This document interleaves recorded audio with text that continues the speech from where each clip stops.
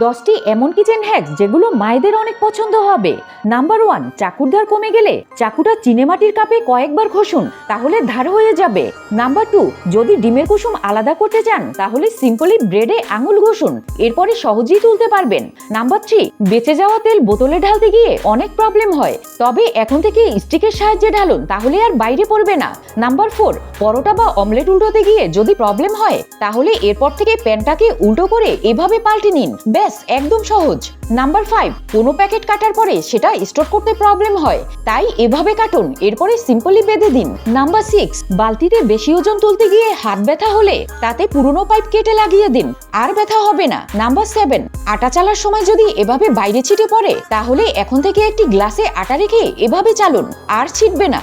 Number 8, লেবু পাড়তে গিয়ে যদি কাটা হাতে ফোটে তাহলে একটি লাঠিতে বোতল ঢুকিয়ে তাতে একটি ছিদ্র করে নিন, এরপরে যত খুশি লেবু পারুন।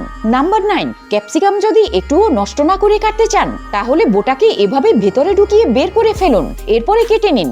নাম্বার 10, আপনি যদি চকলেট চুরি করতে চান আর যেন মাও না জানতে পারে তাহলে এই ট্রিক্সটা আপনার জন্য, একবার ট্রাই তো করে দেখুন।